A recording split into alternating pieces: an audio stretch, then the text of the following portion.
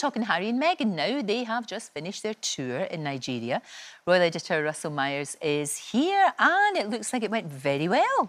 Yes, I think, you know, the overriding view of it is that it's a success. One may wonder if it's sort of a royal tour light. I mean, I've been on a few of them over the years, just looking at the schedule over the weekend. There was sort of the welcome ceremony, visiting a school, charity events, visit to the state governor's house. It's pretty much a royal tour. That's exactly all the box ticking you need. Exactly. What was the purpose of the purpose was that Nigeria recently, last year, welcomed a team into the Invictus Games. It was all about celebrating Harry's incredible project that he was over here last week, celebrating 10-year anniversary. So, you know, they were invited. The bit of controversy, and it does, you know, you can't mention these two without a bit of controversy, unfortunately for them. But, you know, that Harry has made a big deal out of not coming to the UK because of the security issue. And if you're travelling to Nigeria, you know, possibly in the top 10 most dangerous countries in the world, how can you have the sort of two go hand in hand? But I suppose they could say that they were invited by the government, they were chaperoned by army vehicles, lots of police around them.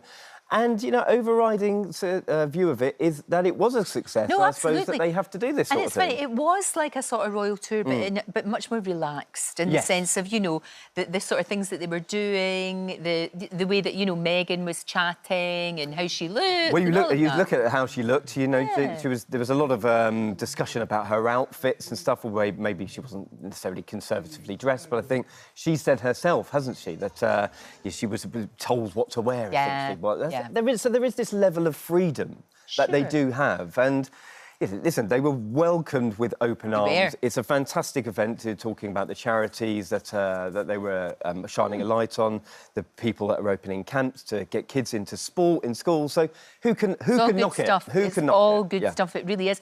Meghan also was very frank. She talked about being a mum. Oh, I thought we were going to have a wee clip then. No, well... I'm not firing on all cylinders this morning for one reason or another. You can tell me. She did talk about being a mum, and she was talking about the sort of juggling that you have to do as a working parent. She was saying that, you know, you've got 2 kids at home. It's obviously US Mother's Day over the weekend, and, you know, it's constantly changing. And I suppose their world is constantly changing as well. But...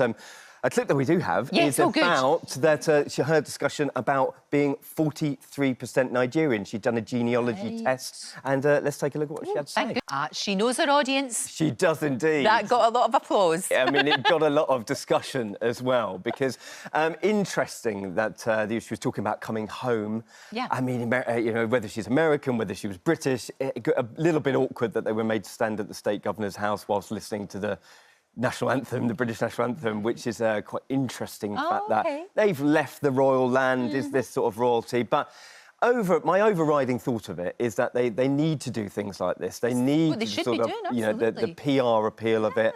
There is a tie-in with the Invictus Games and their Archwell Foundation and the great work that the schools and the government are doing over in Nigeria. It was really interesting. There was a photographer who was shouting royalty at them, and everybody was a bit confused. Yes, they were a little bit confusing, and you know, people thinking, "Gosh, this chap breaking royal protocol." Although I hate that phrase a lot of the time. However, this guy was shouting royalty, royalty, and it's people looking around saying, what's happening? However, there was one of the CEOs of the charities that is linked into the Invictus Games. Her 6-year-old daughter, this beautiful girl who presented Meghan some flowers. Oh, she's gorgeous. She's called Royalty. Oh, well, she's called Royalty OJ, and she was one of the guests of honour at this event at the state governor's house. So it wasn't that he was shouting Royalty, OJ, Harry and Meghan. It's actually that wee lassie's name, and that's funny. Big day today for Prince William. It is, you know, and timing is everything, as they say. Of course, that we had the Harry and Meghan show over the weekend, but Prince William is taking over the Colonel-in-Chief role at the Army Air Corps. The reason why this is so interesting to some is that Harry probably would have got this gig because it is his old regiment when he was in the forces. You know, served 2 tours of Afghanistan and as a Apache pilot. And I think, you know, so at times like this, it's an opportunity missed, isn't it? So when you see them, you know, the glitz and the glamour shining a light on all these charities abroad, you know, we could have had a bit of that if people had sort of maybe toed the line on either side. I always think that. I always think because it's, you know, that seeing them in Nigeria, seeing the way we're connecting with everyone, and, you know, Invictus is amazing.